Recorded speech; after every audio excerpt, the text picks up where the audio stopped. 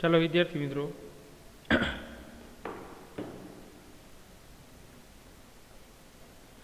હવે આજે જે છે એ સ્વાધ્યાયમાં આપણે જોવાના છે એક પછી એક.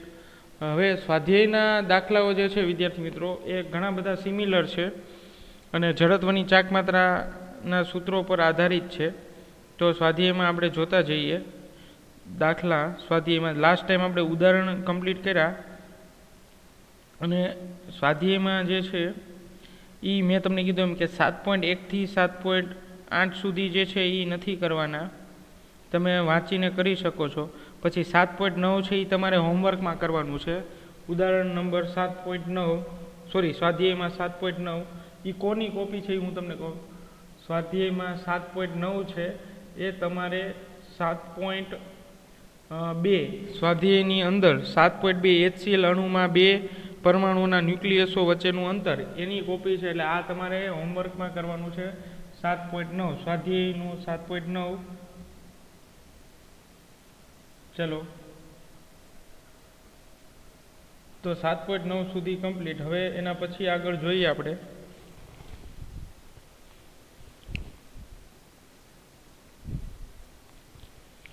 હવે 7.10 છે વિદ્યાર્થી મિત્રો. 7.10 જો વાંચો એમાં શું કીધું છે. 7.10માં કે ગોળાના સ્પર્શકને અનુલક્ષીને 7.10માં કીધું છે ગોળાના સ્પર્શકને અનુલક્ષીને ગોળાની જડત્વની ચાકમાત્રા મેળવો અને કોઈ ગોળાના વ્યાસને અનુલક્ષીને ગોળાની જડત્વની ચાકમાત્રા 2/5 m² છે. જ્યાં એ ગોળાનું દળ m છે એ ગોળાનું દળ છે અને r એ ગોળાની ત્રિજ્યા છે. ચાલો તો હવે આ જે 7.10 છે એના એક પહેલો અને બીજો બંને લંબ અક્ષ અને સમાંતર અક્ષના પ્રમેય પર આધારિત છે. જે સિલેબસમાં નથી આપણે, પણ છતાંય આપણે એના ન્યુમેરિકલ કરેલા છે. 7.10ના એ નીકળી ગયેલો છે 7.10. પણ તોય જો તમારે કરવું હોય તો આપણે એના 2 દાખલા મેં તમને ગણાવેલા છે સ્વાધ્યાયમાં, ઉદાહરણમાં. તો એની જ કોપી છે. ઉદાહરણ નંબર હું તમને કહું. ઉદાહરણ નંબર સાથે તમને મર્જ કરાવી દઉં તો એ તમે જાતે કરી લેજો.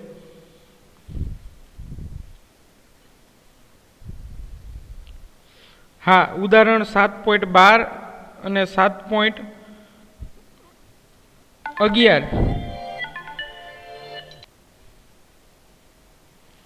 ચાલો વિદ્યાર્થી મિત્રો, તો એ 7.12 છે 12, 7.11 અને 7.10.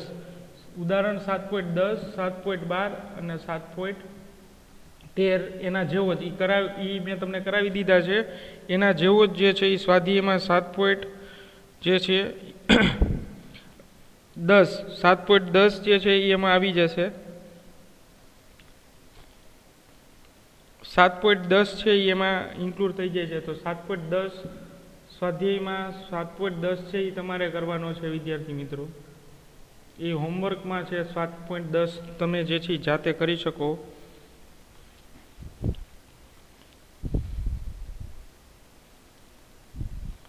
ચાલો તો 7.10 થી આગળ જોઈએ આપણે સ્વાધ્યાયમાં. હું જે છે એ અલગ રીતના હશે એ જ તમને કરી દઈશ વિદ્યાર્થી મિત્રો. બાકીના જે એક પેટર્નના હોય એ તમારે જાતે હોમવર્કમાં કરવાના રહેશે. ચલો પણ ખાસ એ વસ્તુ યાદ રાખવાની, ભલે સિલેબસમાં ન હોય પણ જો નીટને ધ્યાનમાં રાખીને હશે તો એ આપણે બધા કરવા પડશે. હવે જો 7.11 છે ને એ તમારી સ્વાધ્યાયમાંથી રકમ ટેક્સ્ટબુક ઓપન જ રાખજો તમારી, એમાંથી હું તમને કરાવું છું. ચાલો 7.11. જો સમાન દળ અને સમાન ત્રિજ્યા ધરાવતા એક પોલા નળાકાર અને ઘન ગોળા પર સમાન મૂલ્યનું ટોર્ક લાગુ પડેલ છે તો નળાકાર અને તેના પ્રમાણભૂત સમિતિ અક્ષને અનુલક્ષીને ચાક ગતિ કરવા માટે મુક્ત છે અને ગોળો એ તેના કેન્દ્રમાંથી પસાર થતી અક્ષને અનુલક્ષીને ચાક ગતિ કરવા માટે મુક્ત છે. તો આપેલ સમય પછી બંનેમાંથી કોણ વધુ ઝડપથી ફરશે? કોની ઝડપ સૌથી વધારે હશે? તો જુઓ વિદ્યાર્થી મિત્રો, ટેક્સ્ટબુકમાં તમારી સામે રાખો. રકમ જે છે એ આપણે આમાં પીડીએફમાં નથી આવી, એટલે તમે ખાસ તમારે ટેક્સ્ટબુક સામે રાખીને તમારે જોવાનું છે કે તમારે બે જડત્વની ચાક માત્રા આપેલી છે, બે પદાર્થો. એક પદાર્થ પોલો નળાકાર છે અને બીજો પદાર્થ ઘન ગોળો છે. સમજાય છે વિદ્યાર્થી મિત્રો? એક પોલો નળાકાર છે અને બીજો એક ઘન ગોળો છે. એના પર સમાન મૂલ્યનું ટોર્ક લાગુ પડે છે. ચલો, તો એક વસ્તુ યાદ રાખવાની કે બંનેના ટોર્કના મૂલ્ય સમાન છે. બંને પદાર્થના ટોર્કના મૂલ્યો સમાન છે. હવે એના ઉપરથી તમને એવું કીધું છે કે કોની કોણીય ઝડપ સમાન હશે. ચલો, તો આ એમસીક્યુ જે છે એ હું એટલે તમને કરાવું છું કે આ નીટમાં પૂછાઈ ગયો છે. આ જ એમસીક્યુ સેમ એમસીક્યુમાં પૂછાઈ ગયો છે નીટની અંદર. તો એ છે 7.11, સ્વાધ્યાયમાં 7.11. જુઓ, એક જે છે એ પોલો નળાકાર છે અને એક ઘન ગોળો છે. તો પોલો નળાકાર નું ટોર્ક, પોલો નળાકારનું ટોર્ક બરાબર ઘન ગોળાનું ટોર્ક. આ બે સમાન છે. પોલા નળાકારનું ટોર્ક અને ઘન ગોળાનું ટોર્ક બંને સમાન છે.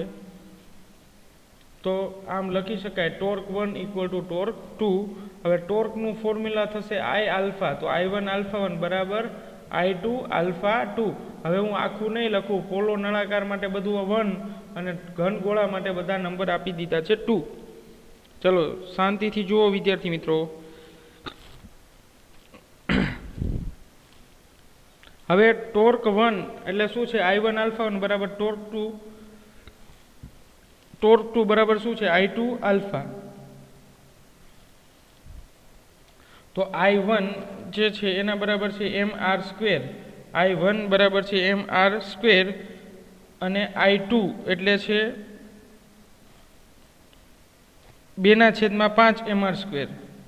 2/5 mr સ્ક્વેર અને આલ્ફા 1 આ થઈ ગયું આલ્ફા 2. તો હવે આ બેનો રેશિયો લ્યો, આલ્ફા 1 બાય આલ્ફા 2 બરાબર શું થશે? 2/, આ mr સ્ક્વેર કેન્સલ થઈ જશે. ચલો, તો આ બેનો રેશિયો શું થશે? જો આલ્ફા 1 અને આલ્ફા 2 નો 2/5 આવો રેશિયો મળશે, આલ્ફા 1 બાય આલ્ફા 2. હવે વિદ્યાર્થી મિત્રો જો omega proportional to alpha, omega proportional to alpha એટલે આલ્ફા અને ઓમેગા બંને પણ સમાન, બે એકબીજાના સમપ્રમાણમાં છે. તો આવું લખી શકાય ઓમેગા 1 ઇક્વલ ટુ આલ્ફા 1 અને ઓમેગા 2 ઇક્વલ ટુ આલ્ફા 2. તો બસ આ બેનો રેશિયો જ લઈ લ્યો. ચલો, તો આપણી પાસે આલ્ફા 1ની વેલ્યુ છે અને આલ્ફા 2ની વેલ્યુ છે. તો બસ આપણે ઓમેગા જ ફાઇન્ડ કરવો છે, કોણીય પ્રવેગ જ ફાઇન્ડ કરવા છે પોલા નળાકાર માટે કે ઘનગોળાકાર માટે. ચલો, તો ઓમેગા 1 બરાબર આલ્ફા 1 ને આલ્ફા 1ની વેલ્યુ છે 2 અને ડિવાઈડ ઓમેગા 2. તો ઓમેગા 2ની વેલ્યુ છે 5. તો સૌથી વધારે કોની વેલ્યુ થઈ? તો કે ઓમેગા 2ની, કારણ કે ઓમેગા 2ની વેલ્યુ છે 5 અને ઓમેગા 1ની વેલ્યુ છે 2. તો ઓમેગા 2 ગ્રેટર ધેન ઓમેગા 1. તો કયા પદાર્થની કોણીય વેગ જે છે, કોણીય ઝડપ છે એ સૌથી વધારે હશે? તો કે ઘન ગોળાની, કારણ કે ઓમેગા 2 નંબર ઘન ગોળા માટે છે. તો ઘન ગોળાની કોણીય ઝડપ, ઘન ગોળાની કોણીય ઝડપ સૌથી વધારે હશે. ચાલો, સમજાય છે વિદ્યાર્થી મિત્રો?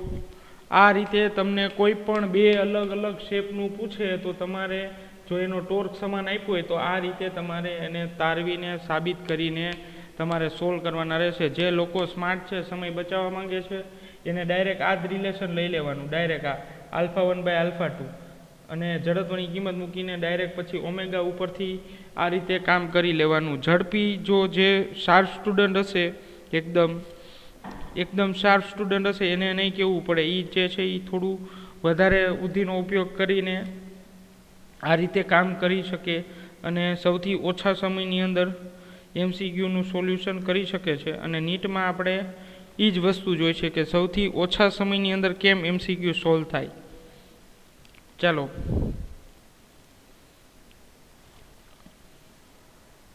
હવે જો 7.12 અને 7.14 તો તમને કહી દીધું છે. 7.13 કરવાનો નથી, 7.13 છે એ નથી કરવાનો, તો 7.14 સુધી કમ્પ્લીટ થઈ ગયું છે. 12 અને 14 તમારા હોમવર્કમાં છે.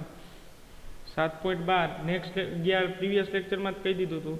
7.12 અને 7.14 મેં જે કરાવ્યો છે એના જેવો છે, તો આ હોમવર્કમાં છે. તો 7.14 સુધી પૂરું. હવે 7.15માં જુઓ, તમારી ટેક્સ્ટ બુક સામે જ રાખો. 7.15 હું રકમ વાંચું છું. સ્વાધ્યાયનો 7.15મો દાખલો.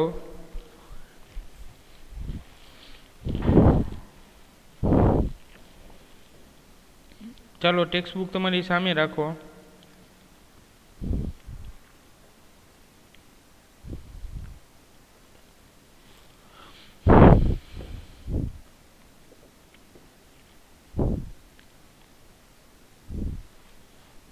ચલો 7.15ની અંદર શું તમને કીધું છે કે એક રોટર એટલે ટૂંકમાં કોઈક મોટરની વાત કરી છે કે એની 200 રેડિયન પર સેકન્ડ એક સમાન કોણીય ઝડપ જાળવવા માટે engine 180 newton dot metre torque પ્રસ્થાપિત કરવું પડે છે.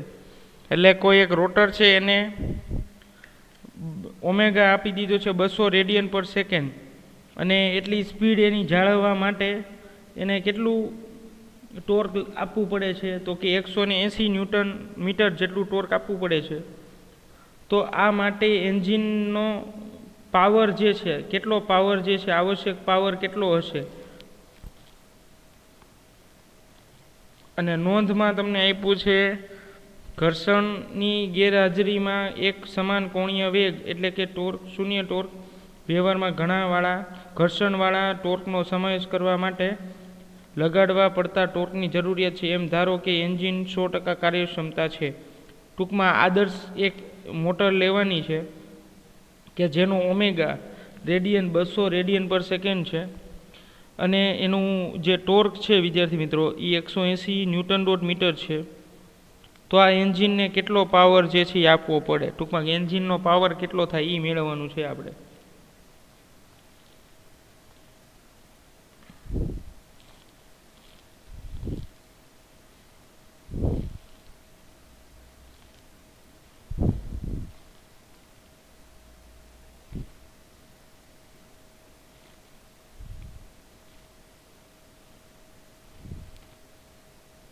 ચાલો વિદ્યાર્થી મિત્રો, તો જે ડેટા આપેલા છે એના ઉપરથી 7.15ની અંદર ઓમેગા બરાબર જે છે હું લખું છું 200 રેડિયન પર સેકન્ડ.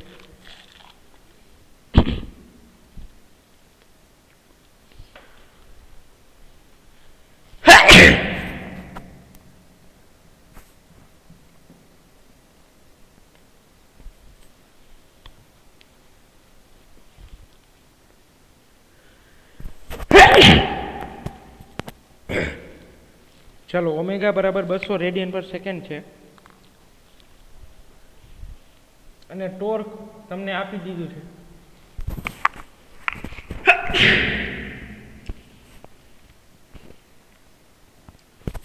ટોર્ક આપી દીધું છે 180 newton dot metre. 180 newton dot metre. હવે વિદ્યાર્થી મિત્રો તમારે આ કાર્યક્ષમતા 100% છે, તો આનો પાવર કે એ કેટલો થાય, પાવર મેળવવાનો છે.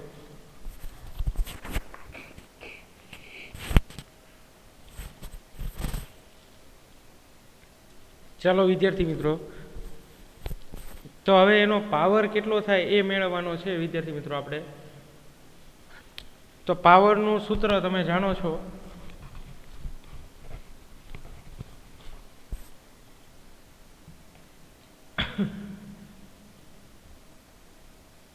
બળ ગુણ્યા વેગ, આવું એક સમીકરણ છે પાવરનું વિદ્યાર્થી મિત્રો, તમે જાણો છો. હવે બળ ગુણ્યા વેગ આ એનું સમીકરણ છે. હવે આમાં તો આપણે જે છે એ ટોર્ક અને વેગ આપેલું છે, તો પાવર બરાબર ચાક ગતિ. આ રેખીય ગતિનો પાવર છે, રેખીય ગતિ.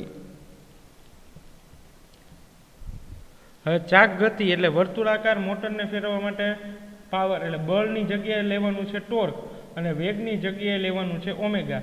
તો જેવું તમે જે જડત્વની ચાક માત્રાનું જે કોષ્ટક છે એના 2 પેજ પછી જ આ આખા સૂત્ર આપ્યા છે કે રેખીય ગતિ અને ચાક ગતિ વચ્ચેનો સંબંધ. જે લોકોને નથી સમજાણું એ આ કોષ્ટક ઉપરથી જોઈ શકે છે કિંમત. પાવર બરાબર ટોર્ક ઇન્ટુ ઓમેગા. તો સાવ સિમ્પલ એમસીક્યુ છે. પી બરાબર ટોર્ક. ટોર્ક તમને આપી દીધો છે 180 છે દાખલો, પણ એમસીક્યુ જેવો છે. 180 ગુણ્યા 200 રેડિયન પર સેકન્ડ. ચલો તો પાવર બરાબર થઈ ગયા 36,000 વોટ. પાવરનો એકમ છે વિદ્યાર્થી મિત્રો વોટ. તો 36,000 વોટ પાવર થશે. તો પી બરાબર 36 કિલો વોટ પાવર થશે. ચલો આ આન્સર થશે 7.15 માટે.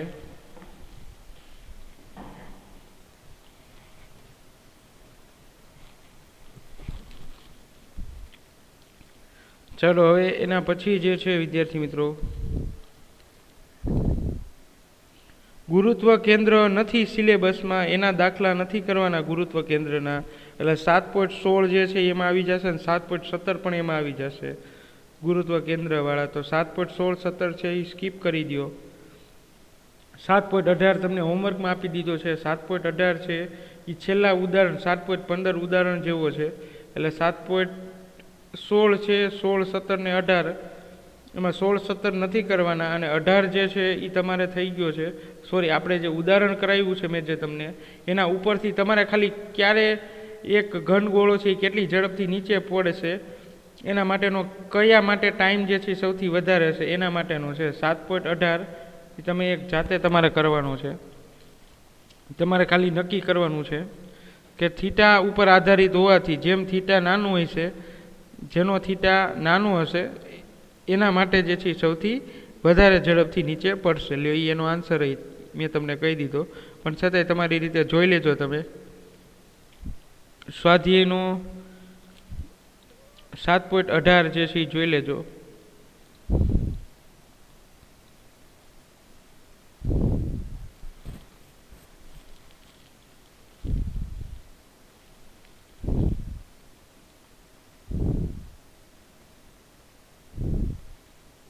હવે 7.19 છે વિદ્યાર્થી મિત્રો.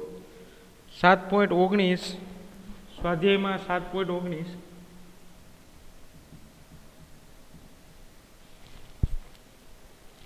હવે વિદ્યાર્થી મિત્રો 7.19 સ્વાધ્યાયમાં શું આપેલું છે જુઓ.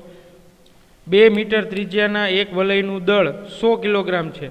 એટલે આર બરાબર 2 મીટર. આર બરાબર 2 મીટર. દળ એટલે કે માસ આપી દીધું છે 100 કિલોગ્રામ. ચાલો માસ આપી દીધું છે 100 કિલોગ્રામ. અને તે જ એક સમક્ષિતિજ સપાટી પર એવી રીતે ગબડે છે કે જેથી તેના દ્રવ્યમાન કેન્દ્રની ઝડપ એવી રીતે ગબડે છે કે જેથી તેના દ્રવ્યમાન કેન્દ્રની ઝડપ 20 સેન્ટીમીટર પર સેકન્ડ હોય.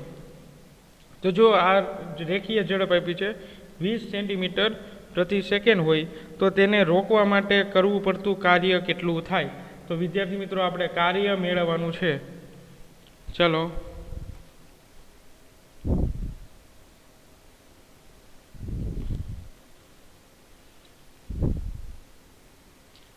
ચલો તો કાર્ય જે છે એ થશે બળ ગુણ્યા સ્થાનાંતર, અથવા તો ગતિ ઉર્જામાં થતો ફેરફાર, એના ઉપરથી પણ કાર્ય મેળવી શકાય. તો સ્થિર સ્થિતિ પરથી એટલે પેલી ગતિ ઉર્જા છે એ તો 0 જ થશે. હવે આપણે અંતિમ ગતિ ઉર્જા મેળવી લઈએ અને પછી જે છે એ બેયનો તફાવત લઈએ એટલે આપણને કાર્ય મળી જશે. ચાલો વિદ્યાર્થી મિત્રો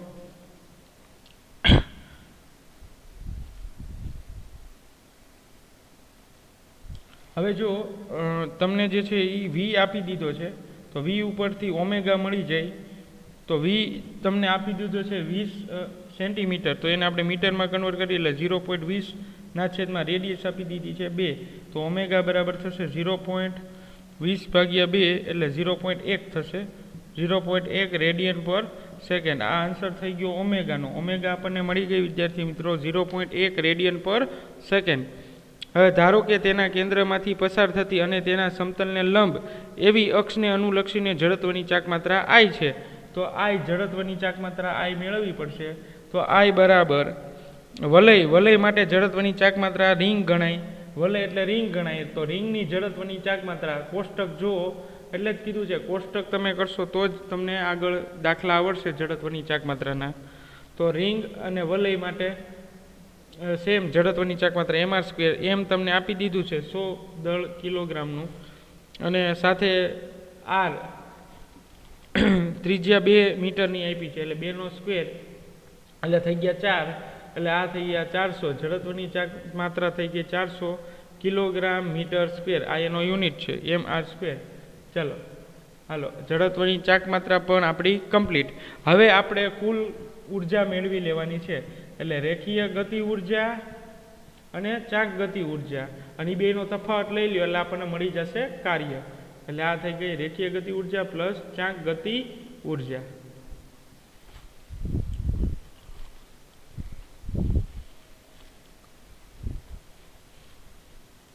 ચાલો વિદ્યાર્થી મિત્રો, તો ચાક ગતિ ઉર્જા કે બરાબર શું થશે? તો કે જો કે રોકવા કરવું પડતું એટલે આ પ્રારંભિક થશે. એટલે પ્રારંભિક ગતિ ઉર્જા કે બરાબર ગતિ ઉર્જાનું સૂત્ર હાફ mv², રેખીય ગતિ ઉર્જા પ્લસ હાફ I⍵². ચાલો તો k0 બરાબર હાફ હું બહાર કાઢી લઉં. હવે mv², એમ જે છે એ આપ્યું છે 400 અને ગુણ્યા v², તો v આપી દીધો છે 0.2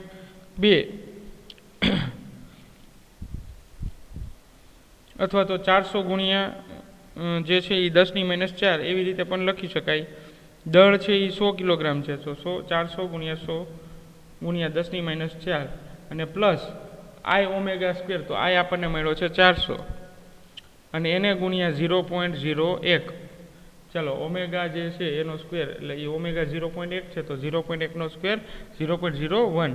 હાલો એ બેને ગુણાકાર કરીને સરવાળો કરી લ્યો અને હાફ વડે ડિવાઈડ કરી તો જે છે એ શું થશે? ચાલો અંદર જે છે એ થઈ ગયા આ 2 અને 2 4 મીંડા કેન્સલ, એટલે 4 અને અહીંયા જે છે 400 ગુણ્યા 0.01 એટલે આ પણ થઈ ગયા 4, એટલે 4 ને 4 8, 8/2 એટલે થઈ ગયા 4. તો k0 એટલે કે પ્રારંભિક ગતિ ઉર્જા થઈ ગઈ 4 અને અંતિમ ગતિ ઉર્જા એટલે k બરાબર શું થઈ ગયું? 0. આ અંતિમ ગતિ ઉર્જા 0 શા માટે? કારણ કે આપણને રકમમાં જ એવું કીધું છે કે રોકવા માટે કેટલું બળ કરવું પડે, કેટલું કાર્ય કરવું પડે. તો w બરાબર k - k0, સૂત્ર જ છે કાર્ય બરાબર ગતિ ઉર્જાનો ફેરફાર. તો k - k0, તો k છે એ 0 છે -4, તો આન્સર આપણો શું આવ્યો? -4 જૂલ. જો કાર્ય આપણને કેટલું મળે છે? 4 જૂલ જેટલું કાર્ય મળે છે. તો 4 જૂલ પણ કેવા છે? માઇનસ. તો માઇનસ નિશાની, કાર્ય કોઈ દી ઋણ ન હોય પણ -4 જૂલ જેટલી આપણે એનર્જી વપરાય છે, આપણે એટલું કાર્ય કરવું પડે છે. તો ઋણ નિશાની આપણા દ્વારા થતું કાર્ય દર્શાવે છે. ચાલો તો સમજાઈ જાય વિદ્યાર્થી મિત્રો.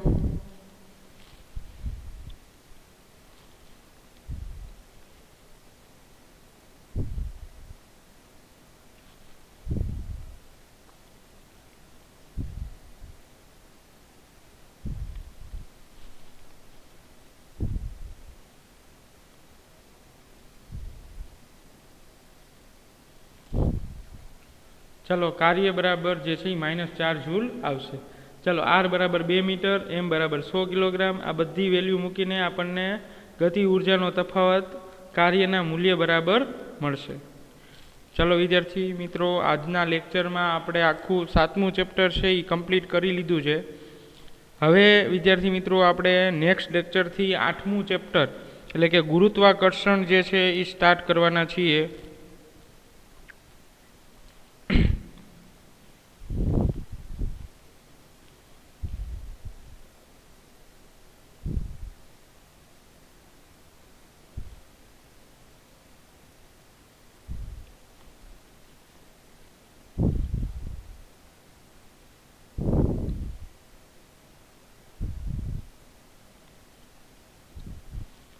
તો ચાલો વિદ્યાર્થી મિત્રો, આ દાખલા જે છે એ બહુ ઇઝી હોય છે આના, પણ જ્યાં સુધી તમને કોષ્ટક નહીં આવડે જડત્વની ચાક માત્રાનું ત્યાં સુધી તમને આ ન્યુમેરિકલ થોડા હાર્ડ લાગશે. તો આપણે વિદ્યાર્થી મિત્રો એવો પ્રયત્ન કરીએ કે જેથી તમને જે છે એ સૂત્રો ખાસ બધા હું તો કહું મોઢે જ હોવા જોઈએ, કારણ કે એ કોષ્ટક તમને એક્ઝામમાં નહીં આપે, જેમ લોગ બુક આપે છે એવી રીતે એ કોષ્ટકની બુક નહીં આપે. તો તમારે એવા પ્રયત્ન કરવા પડશે વિદ્યાર્થી મિત્રો કે તમે બને ત્યાં સુધી જાતે તમારા થઈ જાય, મોઢે થઈ જાય, અને દાખલામાં ક્યાંય વાંધો ન આવે, નીટમાં MCQ પૂછાય તો પણ તમારે પ્રોબ્લેમ આવે નહીં. ચાલો વિદ્યાર્થી મિત્રો, તો નેક્સ્ટ લેક્ચરથી આપણે 8મું ચેપ્ટર સ્ટાર્ટ કરી દઈશું. આજ માટે આટલું રાખીએ.